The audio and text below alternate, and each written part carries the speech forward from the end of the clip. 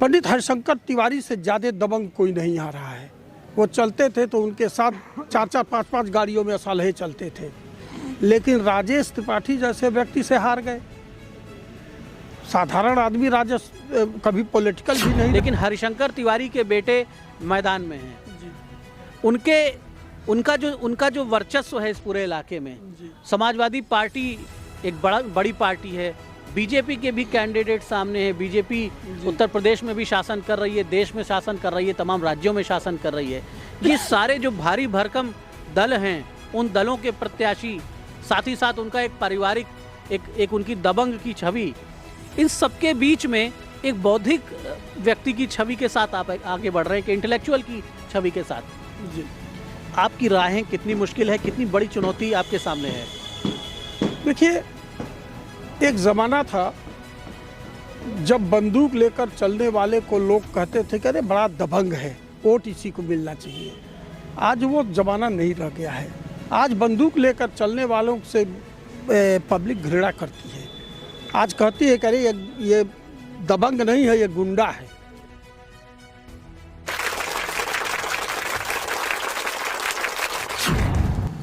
उत्तर प्रदेश के सियासी समर में जो कुछ ऐसी सीटें हैं जिनकी चर्चा उत्तर प्रदेश में सबसे ज़्यादा है और पूरे प्रदेश में है, उन सीटों में गोरखपुर जनपद के चिल्लूपार विधानसभा की सीट भी शामिल होती है। ये वो सीट है जहां से हरिशंकर तिवारी लगातार लंबे समय तक एक मजबूत नेता के रूप में, एक चर्चित नेता के रूप में, बाहुबली के रूप में पूरे उत्तर प्रदेश में उन्होंने नाम कमाया और सियासत की ऊंचाइयों को हासिल किया। इसके अलावा इसी सीट पर हमारी नज़र बनी हुई है। हमने आपको इस सीट के जो इस समय समाजवादी पार्टी के दावेदार हैं विनय शंकर तिवारी, हरिशंकर तिवारी के बेटे, उनसे भी आपकी मुलाकात कराई। बीजेपी से अभी टिकट घोषित नहीं हुआ है, लेकिन बीजेपी से भी यहाँ पर राजेश तिवारी टिकट मांग रहे हैं, जो पहले 2 बार यहाँ विधायक रह चुके हैं। और बहुजन समाज पार्टी ने भी यहाँ पर एक मजबूत प्रत्याशी को उतार के इस सीट के चुनाव को और अधिक रोचक बना दिया है। हमारे साथ मौजूद हैं डॉक्टर विजयानंद तिवारी, जो कि पीएचडी हैं, इस क्षेत्र के एक प्रतिष्ठित इंटर कॉलेज के प्रिंसिपल रहे हैं लंबे समय तक, और उनका परिवार उच्च शिक्षित परिवार है। लंबे समय से इस क्षेत्र में इनके परिवार की एक बड़ी प्रतिष्ठा रही है और इनके बड़े भाई इस क्षेत्र से निर्दलीय विधायक भी हो चुके हैं। कांग्रेस की लहर में वो निर्दलीय विधायक हुए थे जब कांग्रेस का बड़ा जलवा हुआ करता था। हम स्वागत करते हैं इंडियन ओपिनियन पर डॉक्टर विजयानंद तिवारी का और इनसे बात करते हैं। तिवारी जी, बहुत बहुत स्वागत है आपका इस चैनल पर। और सबसे पहले हम जानना चाहेंगे कि आप दर्शकों को अपना परिचय, अपने परिवार का परिचय बताएं। धन्यवाद। मेरे पिताजी इस क्षेत्र के सबसे प्रतिष्ठित विद्यालय VSAV इंटर कॉलेज की प्रथम प्रधानाचार्य रहे और उन्होंने ही उस विद्यालय की नींव डाली। वो माननीय मदन मोहन मालवीय जी के शिष्य थे। हमारे चाचा जी जो पहले जीवन राम इंटर कॉलेज में थे, जब ये विद्यालय खुला तो पंडित रमाशंकर तिवारी जो मेरे चाचा थे, वो भी मदन मोहन मालवीय जी के शिष्य थे। इन दोनों भाइयों ने मिल करके इस विद्यालय की स्थापना किया और मुझे गर्व है, एक लड़के से स्टार्ट किया गया विद्यालय आज 4000 लड़कों को शिक्षा दे रहा है। मैं उस प्रतिष्ठित विद्यालय का 24 साल तक प्रिंसिपल रहा हूँ। मैं रिटायर हुआ और तब से मैं सक्रिय राजनीति में भाग लेता रहा। राजनीति तो मैं विद्यार्थी जीवन से ही करता रहा, लेकिन सक्रियता मेरी बढ़ी जब 2013 में मैं रिटायर हुआ। मेरे परिवार के गवर्नमेंट के प्रशासनिक बड़े बड़े पदों पर प्रशासनिक अधिकारी रहे हैं। मेरे भाई डॉक्टर अच्युतानंद तिवारी जी सन 1958 के MBBS गोल्ड मेडलिस्ट KGMC से हैं। मेरे भतीजे डॉक्टर अनिल तिवारी एक प्रतिष्ठित शिक्षक के रूप में यहाँ स्थापित हैं, अपनी प्रैक्टिस कर रहे हैं और अमेरिका से रिटर्न हैं। यही नहीं, मेरे लड़के शार्दुल विक्रम तिवारी जमुना एक्सप्रेसवे अथॉरिटी में महाप्रबंधक हैं। पूरा परिवार हमारा, पंडित सत्यव्रत तिवारी जी, ये सब लोग पढ़े लिखे हमारा परिवार लगभग 150 लोगों का हमारा परिवार है और सभी पढ़े लिखे, ग्रेजुएशन से नीचे कोई नहीं है, सभी ग्रेजुएट हैं, ग्रेजुएट के ऊपर हैं। तो परिवार का की जो हमारी स्थिति है वो शैक्षिक स्थिति काफ़ी मजबूत है और उसके साथ साथ हम सामाजिक और राजनीतिक स्थिति भी अपनी काफ़ी मजबूत किए रहते हैं। लोगों की मदद करना, लोगों को कोई तकलीफ़ है तो साथ खड़ा होना, लोगों को अन्याय से बचाना, ये मेरे परिवार की एक अच्छाई के रूप में गिना जाता है। और पूरे क्षेत्र में जो प्यार, जो इज़्ज़त हमारे परिवार की है, उसी इज़्ज़त और उसी परिवार और बहन मायावती जी के आशीर्वाद से मैं क्षेत्र में भ्रमण कर रहा हूं और बहुत बहुत हमको प्यार क्षेत्र का मिल रहा है। तिवारी जी, आपके परिवार से आपके बड़े भाई भी इस क्षेत्र में पहले विधायक रह चुके हैं। क्या परिस्थितियां थी, किस तरह से वो सियासत में उतरे थे और कैसे जनता का समर्थन मिला कि कांग्रेस की लहर में इंदिरा जी की मृत्यु हुई थी कुछ दिनों पहले ही, आप बता रहे थे, और उसके बाद भी वो निर्दलीय चुनाव जीत गए? मेरे बड़े भाई पंडित घनानंद तिवारी कांग्रेस की राजनीति करते थे। टाउन ये नगर पंचायत में वो सन 1959 में से और सन 1966 तक चेयरमैन के रूप में रहे। वो कांग्रेस से टिकट मांग रहे थे 85 में, 84-85 में, लेकिन इस क्षेत्र से टिकट किसी को न दे करके बढ़लगंज से एक ओझा जी थे, शिव बिहारी ओझा जी, उनको ला करके यहाँ चुनाव लड़ाया गया। जब ये पेपर में घोषित हुआ कि शिव बिहारी ओझा जी को यहाँ टिकट दे दिया गया है, तो हमारे मझले भाई डॉक्टर अच्युतानंद तिवारी जी बहुत नाराज हुए। उन्होंने कहा कि कौन सी राजनीति आप लोग करते हैं, टिकट नहीं मिला, मैं राजनीति करूँगा। और अपनी 35 साल की डॉक्टरी की प्रैक्टिस को तिलांजल दे करके 18 दिन के अंदर उन्होंने पर्चा दाखिल किया और पर्चा दाखिल करके 18 दिन के अंदर चुनाव जीत लिया। केवल इसलिए वो चुनाव जीत सके कि उन्होंने जनता की सेवा किया था डॉक्टर के रूप में। केवल 2 रुपया फीस लेते थे वो MBBS डॉक्टर, जबकि गोरखपुर में गिने चुने डॉक्टर थे। जानकी प्रसाद जी थे, उमाशंकर श्रीवास्तव जी थे और गोला में डॉक्टर अच्युतानंद तिवारी थे। ये जनता का प्यार था। हमारे परिवार की जो प्रतिष्ठा थी वो थी कि डॉक्टर अच्युतानंद तिवारी 18 दिन के अंदर विधायक हो गए, निर्दल विधायक, जबकि कांग्रेस की लहर चल रही थी। बड़े बड़े विपक्षी नेता धराशायी हो गए थे और ये चुनाव डॉक्टर साहब जीते लिए। इधर आप देख रहे होंगे कि कई इंटरव्यूज़ हमने पॉलिटिकल लीडर्स के अलाव के साथ किए हैं, क्योंकि सर्दियों का ये मौसम है और ये जो अलाव है इसकी तपिश बड़ी राहत देती है। तो सियासत जब परवान चढ़ती है, सियासत जब आगे बढ़ती है, तो सियासत की जो तपिश है वो सियासत करने वालों को बड़ी राहत देती है। सारे नेता, सारे पॉलिटिकल कार्यकर्ता इंतज़ार करते हैं कि चुनाव आवे, और चुनाव आ गया है। चंद दिनों बाद ही उत्तर प्रदेश के भाग्य का फैसला करना है। इसीलिए हम भ्रमण कर रहे हैं उत्तर प्रदेश की तमाम विधानसभा सीटों पर, और हमारी कोशिश है कि आप जान पाएं उन लोगों को, उन प्रत्याशियों को, उन दावेदारों को जो आपका भाग्य विधाता बनना चाहते हैं, जो आपके जनप्रतिनिधि बनना चाहते हैं।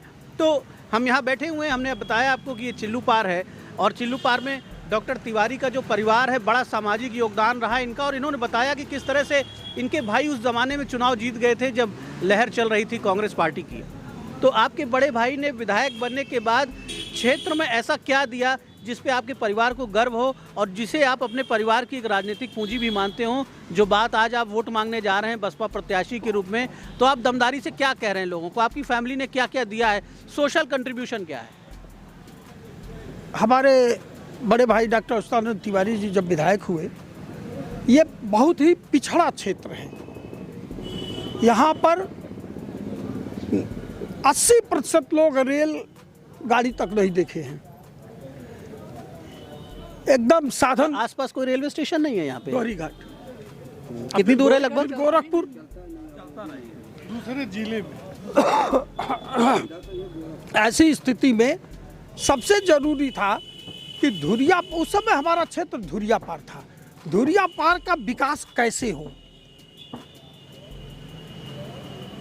उन्होंने प्रयास करके धुरियापार चीनी मिल की स्थापना कराई और गोला के विकास के लिए उन्होंने गोला तहसील गोला में नहीं थी, हमारी तहसील बांस गांव थी, गोला में तहसील कार्यालय खुलवाया अपनी ज़मीन दे करके। हम लोगों ने खुद अपनी ज़मीन भी दिया है उसमें। यहाँ के एक हमारे मित्र थे राय साहब, जालू राय जी, उन्होंने ज़मीन दिया और तहसील खुली यहाँ पर। दूसरा, गांव में उस समय सड़कें नहीं थी, जितने भी उस समय मिट्टी के कार्य हो रहे थे क्योंकि सड़कों को बनाना था। जितने भी धुरियापार में आप देखेंगे कि सड़कें बनी हैं, उसका पहला काम मिट्टी का डॉक्टर उस्ताद तिवारी जी ने कराया था। मैं 10 साल ब्लॉक प्रमुख रहा हूँ इसी गोला ब्लॉक का, और 5 साल मैं जिला पंचायत सदस्य रहा हूँ। इस जिले के सर्वाधिक वोट से जीता था जिला पंचायत, 17,000 वोट से मैं जीता था जिला पंचायत। ब्लॉक प्रमुख भी मैं ऐसे व्यक्ति को हरा करके हुआ था जिसको लोग कहते थे कि कभी ये हार नहीं सकता है। 35 साल से एक परिवार का कब्जा था ब्लॉक पर, और मैंने उस चुनाव में उस परिवार को पद से हटा करके आज स्वयं ब्लॉक प्रमुख बना। अगर शैक्षिक के लिए तो डिग्री कॉलेज हमारा है, गर्ल्स इंटरमीडिएट कॉलेज हमारा है, हमारे पिताजी द्वारा स्थापित इंटरमीडिएट कॉलेज है, ITI है, ये सब इस क्षेत्र को हम लोगों ने दिया है, जिसमें हजारों लड़के पढ़ करके अब तक 24 साल में, एक साल में लगभग 1000 लड़के निकलते थे पढ़ करके, और 24 साल में आप खुद समझ लें कि 24,000 लड़के तो मेरे प्रधानाचार्य काल में निकले हैं। और इतना ही नहीं, सन 1945 में हमारा कॉलेज स्थापित हुआ था पिताजी द्वारा, और 1945 से अब तक कितने लड़के निकलेंगे, इतना प्यार मिलता है क्षेत्र में। ये कॉलेजेस थे नहीं, मुझे कहने में ज़रा भी संकोच नहीं है। बांस गांव से लोग हमारे घर पर तार पढ़वाने आते थे अंग्रेजी वक्त में। जिसके घर तार आ जाता था वो रोना पीटना पड़ जाता था कि अरे बाप रे बाप तार आ गया। लोग पढ़वाने आते थे। पिताजी हमारे बताते हैं कि तार देख करके लोगों का कलेजा कांप जाता था।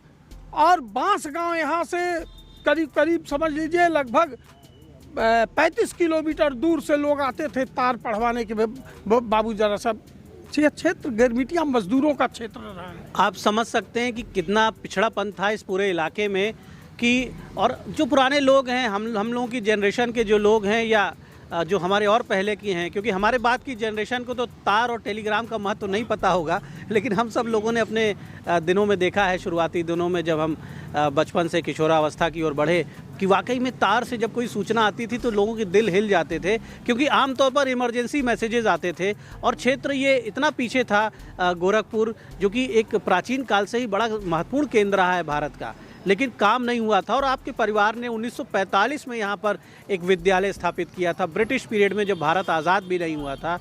और लगातार कई विद्यालय आपके परिवार ने दिए। मेडिकल के क्षेत्र में आप समझ सकते हैं कि शिक्षा के साथ साथ स्वास्थ्य के क्षेत्र में भी आपके परिवार ने बड़ा योगदान दिया है। तो तिवारी जी, निसंदेह आपके परिवार ने बड़ा योगदान दिया और जनता को प्यार भी मिला, क्योंकि आपने बताया कि आपके बड़े भाई जो है निर्दलीय चुनाव जीत गए थे कांग्रेस के आगे, उस समय जब कांग्रेस देश में एक बहुत बड़ी ताकत हुआ करती थी। फिलहाल अब बसपा प्रत्याशी के रूप में आपने कदम रखे हैं जी, और आप गाँव-गाँव जा रहे हैं, और आप ये जान भी रहे हैं कि ये जो क्षेत्र है आपके परिवार की निसंदेह एक बड़ी प्रतिष्ठा इस पूरे क्षेत्र में है, लेकिन हरिशंकर तिवारी के बेटे मैदान में हैं जी। उनका जो वर्चस्व है इस पूरे इलाके में, समाजवादी पार्टी एक बड़ी पार्टी है, बीजेपी के भी कैंडिडेट सामने हैं। बीजेपी उत्तर प्रदेश में भी शासन कर रही है, देश में शासन कर रही है, तमाम राज्यों में शासन कर रही है। ये सारे जो भारी भरकम दल हैं, उन दलों के प्रत्याशी, साथ ही साथ उनका एक पारिवारिक एक उनकी दबंग की छवि, इन सबके बीच में एक बौद्धिक व्यक्ति की छवि के साथ आप आगे बढ़ रहे हैं, कि इंटेलेक्चुअल की छवि के साथ। जी, आपकी राहें कितनी मुश्किल है, कितनी बड़ी चुनौती आपके सामने है? देखिए, एक ज़माना था जब बंदूक लेकर चलने वाले को लोग कहते थे कि अरे बड़ा दबंग है, वोट इसी को मिलना चाहिए। आज वो ज़माना नहीं रह गया है। आज बंदूक लेकर चलने वालों से पब्लिक घृणा करती है। आज कहती है कि अरे ये दबंग नहीं है, ये गुंडा है। ये बहुत महत्वपूर्ण बात आपने कह दी है, इसको नोट करना चाहिए, समझना चाहिए और याद रखना चाहिए कि वक्त बदल गया है, वक्त बदल रहा है, वक्त बदल गया है, वक्त और बदलेगा। बदलते हुए वक्त में बहुत से रिवाज बदले हैं और सियासत के बहुत से चलन भी बदल गए हैं। पहले नेताओं का शौक़ होता था कि उनकी गाड़ियों में उनके साथ असलहेधारी चलें, जब वो उतरें तो 10-15 राइफलधारी और बंदूकधारी उतर जाए और लोग कहें कि साहब हमारा नेता बड़ा ताकतवर है। लेकिन दौर बदला है और बदलते दौर की वजह से एक बार फिर आपके परिवार ने पहले तो सफलता हासिल की थी और शायद ये दौर बदला, इसीलिए आपने फिर एक बार एक पहल की, आप विधानसभा चुनाव के मैदान में आ रहे हैं। जी बिल्कुल। मैं वही बता रहा था कि आज के दौर में बंदूकों का ज़माना ख़त्म हो गया है। बॉर्डर पर बंदूकें चलती होंगी, क्षेत्र में जो बंदूक लेकर के चलता है उसको जनता पसंद नहीं करती है। पंडित हरिशंकर तिवारी से ज़्यादा दबंग कोई नहीं आ रहा है। वो चलते थे तो उनके साथ 4-4, 5-5 गाड़ियों में असलहे चलते थे, लेकिन राजेश त्रिपाठी जैसे व्यक्ति से हार गए।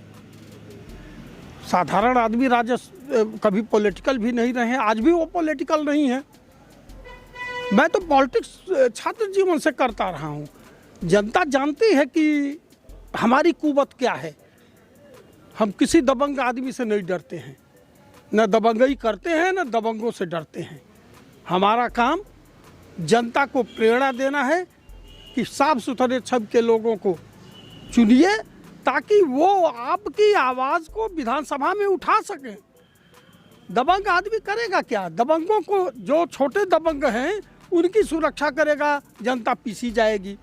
इससे अच्छा है कि ऐसे व्यक्ति को चुनाव जीतना चाहिए, चुनाव में भाग लेना भी चाहिए, जो आदमी पढ़ा लिखा हो, शिक्षित हो, अपने समाज के लोगों को आगे बढ़ा सके। और इतना ही नहीं, जो सरकार के धन का उचित तरीके से जनता में उपयोग करके जनता को राहत दे सके। ये बड़ी महत्वपूर्ण बात है कि जनता को राहत कौन देगा। दावे तो सब करते हैं, सपने सब दिखाते हैं, लेकिन सपनों को पूरा कौन करेगा? वो नीति किसके पास है, वो नीयत किसके पास है, वो भरोसा, वो विश्वसनीयता, वो ईमानदारी किसके पास है? ये ज़रूर जनता को देखना होगा जब जनता वोट डालने जाएगी। तिवारी जी, हम ये जानना चाहते हैं कि इस क्षेत्र की, आप इसी क्षेत्र के निवासी हैं और बड़ा बैकवर्ड एरिया ये है, आप स्वयं स्वीकार करते हैं, और आपके बड़े भाई ने जब वो एमएलए हुए तो कुछ काम कराया उन्होंने। अभी इस क्षेत्र की क्या आप नीड्स देखते हैं, क्या प्रॉब्लम्स आप भ्रमण करते होंगे, क्या समस्याएं आपने आइडेंटिफाई की हैं, क्या विषय हैं यहाँ पर, किन मुद्दों पे काम करने की ज़रूरत है? देखिए, मैंने पहले ही बताया कि हमारा क्षेत्र गिरमिटिया मजदूरों का क्षेत्र रहा है। आज भी यहाँ के बहुत से लोग बैंकॉक में जा कर के भूजा बेच कर के जीवन यापन करते हैं। हमारे क्षेत्र में कल कारखाना है ही नहीं है। एक धुरियापार चीनी मिल थी जो इन्हीं दबंग लोगों द्वारा बर्बाद कर दिया गया, धुरियापार चीनी मिल बंद हो गई। मेरा सबसे प्राथमिक काम होगा कि इस क्षेत्र के नौजवानों की रोजी रोटी से कैसे जोड़ा जाए। मेरा काम होगा कि इस क्षेत्र में कल कारखाना कहीं न कहीं से प्रयास करके और सरकार से लड़ करके कल कारखाने की व्यवस्था की जाए, जिसमें यहाँ के नौजवानों को कुछ रोजी रोटी मिल सके। यहाँ एजुकेशन भी अच्छा हो गया है, एजुकेशन मिल रहा है लोगों को, लेकिन पढ़ने के बाद वो नौजवान, आज खर्चे बढ़ गए हैं नौजवानों के। मोबाइल का ज़माना है, एक नौजवान का कम से कम 500 रुपया महीने का तो मोबाइल चार्ज कराना पड़ता है उसको। आप देख ही रहे हैं कि मोबाइल, पढ़ाई भी मोबाइल पर हो रही है। तो अच्छा मोबाइल भी उपलब्ध हो सके, इसके लिए बच्चों को कमाने की ज़रूरत है। परिवार, यहाँ के परिवार इतने सक्षम नहीं हैं कि एक परिवार में 8, 10, 15 लोगों को मोबाइल मिल जाए। एक परिवार में बहुत मुश्किल से होगा तो 1 से 2 मोबाइल। मेरा प्रयास होगा कि वह नौजवान अपने पैर पर खड़ा हो और पैर पर खड़ा होकर के अपनी रोजी रोटी के साथ साथ अपने परिवार का भरण पोषण कर सके।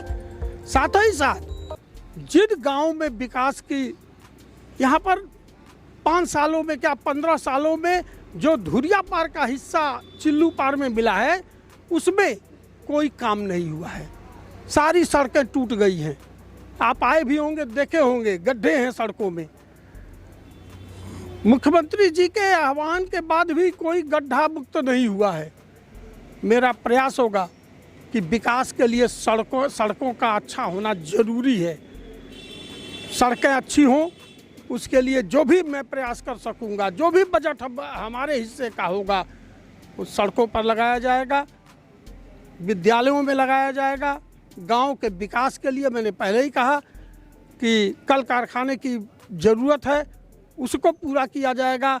अगर कल कारखाने लगने में कोई दिक्कत है तो गृह उद्योग स्थापित किए जाएं। इसके लिए मेरा पूरा प्रयास होगा ताकि रोजी रोटी की समस्या यहाँ के नौजवानों की दूर हो, उनको बैंकॉक में जाकर के भूजा न बेचना पड़े। तो आप समझ सकते हैं कि इस क्षेत्र का एक बड़ा दर्द है। ये मुख्यमंत्री का जनपद है, ये योगी आदित्यनाथ का जनपद है, बावजूद इसके इस क्षेत्र में नौजवानों के पास काम नहीं है, रोज़गार नहीं है। ये निश्चित तौर पर हमारे देश के लिए एक चिंता का विषय होना चाहिए और देश के उन नेताओं को इस विषय पर सोचना चाहिए जो बड़े बड़े दावे करते हैं, सपने दिखाते हैं। भारत विश्व गुरु बनने जा रहा है, अंतरिक्ष में जा रहा है, लेकिन भारत के युवाओं को अगर मजदूरी के लिए जाना पड़े, छोटे मोटे कामों करने के लिए, छोटे मोटे काम करने के लिए उन्हें भारत के तमाम शहरों में ही नहीं विदेशों में जाना पड़े, बैंकॉक में भूजा बेचते हैं। गिरमिटिया मजदूर की जो छवि, जो कहानी, किस्से हम लोग पढ़ते हैं पुरानी किताबों में, इतिहास में, वो स्थितियां अगर आज भी बनी हुई हैं तो ये निश्चित तौर पर हमारे नीति निर्माताओं की विफलता है।